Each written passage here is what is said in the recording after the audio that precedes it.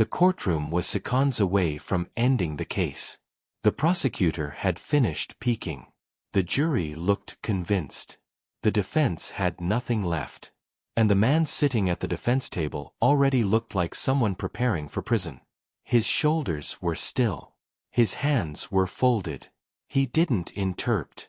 He didn't argue. He simply waited. Because sometimes the moment before a verdict feels longer than the entire trial. Across the room, the judge picked up the final document. One last look before the court adjourned. Just routine. Just procedure. But then something happened. The judge stopped reading. His eyes returned to the page. Then he leaned forward slightly. Because one small detail didn't look right. Before we continue, subscribe to the Unheard Witness. Because sometimes justice changes direction over the smallest things. The prosecutor stood confidently.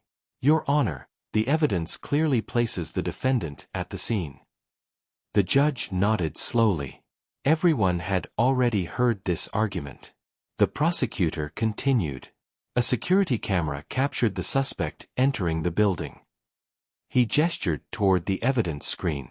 The timestamp confirms it happened at 9:42 p.m. The jurors nodded. The footage had already been shown several times. A man walking into the building. Face partially visible. Same height. Same jacket. And according to the prosecution, the same man sitting in the courtroom. The prosecutor turned to the jury. The victim's wallet was stolen minutes later. He paused. And the defendant was arrested with that wallet the next morning. The courtroom murmured. Because evidence like that rarely leaves room for doubt. The defense lawyer sat quietly.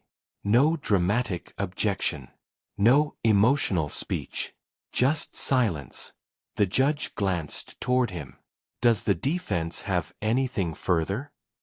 The lawyer stood slowly. Looked at his client. Then shook his head. No, Your Honor.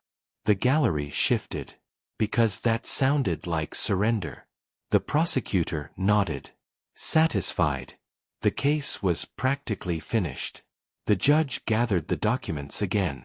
Prepared to dismiss the jury for deliberation.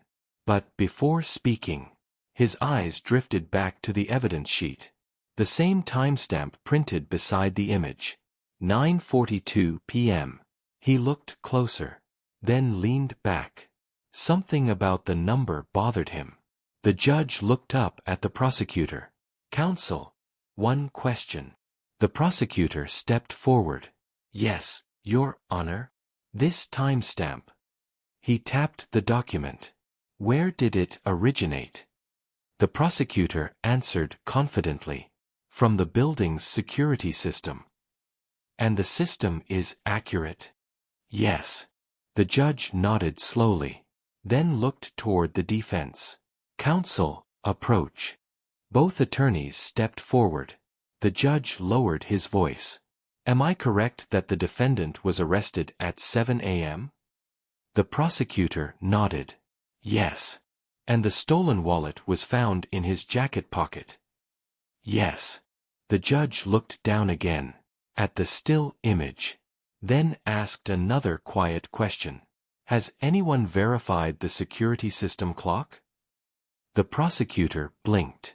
I believe the footage speaks for itself. The judge didn't respond immediately.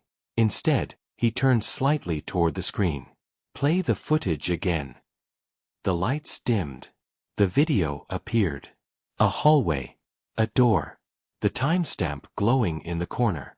9:42 p.m. A man entered the building. Walked past the camera. Then disappeared down the corridor. The video ended. The prosecutor nodded. As the court can see. But the judge raised a hand. Pause. The room fell silent. The judge pointed at the screen. That clock. The prosecutor frowned. Yes. The judge leaned forward. What day is that recording from? The prosecutor answered immediately. The night of the incident. The judge nodded slowly. then flipped another page in the case file. The incident occurred on March 12th. Yes. The judge looked back at the screen. Then why does the footage display March 13th? The courtroom froze. The prosecutor turned toward the screen, and for the first time, actually looked at the date. March 13th. Not March 12th. A murmur spread through the gallery. The prosecutor cleared his throat. That appears to be a minor system error. The judge didn't look convinced. A system error? Yes. The time could have rolled over after midnight. The judge shook his head slowly. The timestamp says 9:42 p.m.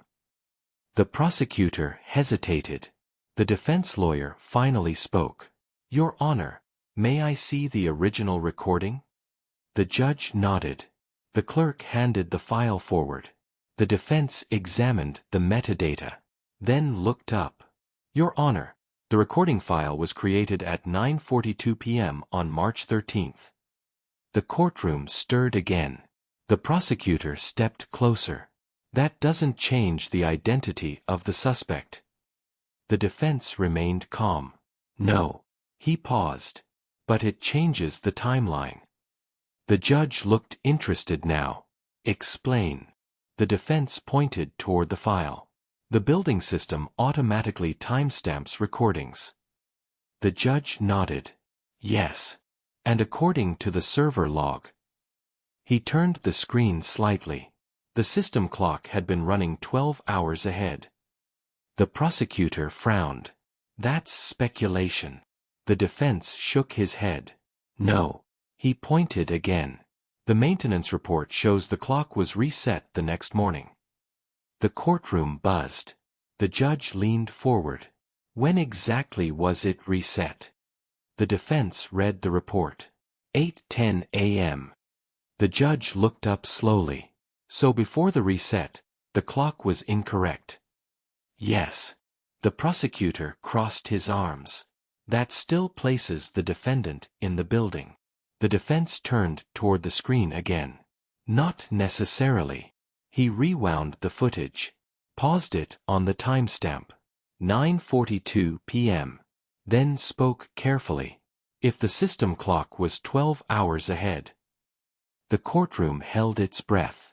This recording actually happened at 9:42 a.m. The room went completely silent. The prosecutor's face tightened. That's impossible. The defense shook his head. Not impossible. He gestured toward the defendant. The defendant works the morning shift at a warehouse. The judge looked toward the defense table. Is that correct? The man nodded quietly.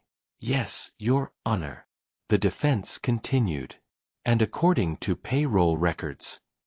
He lifted another document. The defendant clocked into work at 9:35 a.m. that morning. The prosecutor's confidence began to crack. The judge looked back at the screen. So the man in this video. He paused. Entered the building 7 minutes after the defendant arrived at work. The courtroom erupted into whispers. The prosecutor stepped forward quickly. That doesn't prove the suspect isn't him. The defense nodded. You're right. Then he zoomed in on the image. Let's look closer.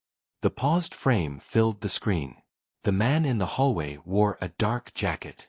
The same style the defendant owned. But the defense pointed to something else. The left wrist. A watch. The judge leaned closer. What about it? The defense spoke quietly. The defendant doesn't wear a watch. The prosecutor shook his head. That's irrelevant. The defense turned toward the defendant. Please stand. The man rose slowly. The defense lifted his sleeve. A thin scar crossed the wrist. Old. Noticeable. The defense turned back to the screen. Zoom in. The clerk enlarged the frame again. The wrist of the man in the video. Smooth. No scar. The judge leaned back slowly. The room was silent. Because the man in the video wasn't the man in the courtroom. The prosecutor stood frozen. The defense spoke one last time. The defendant was one step from prison. He gestured toward the screen. But the evidence never matched.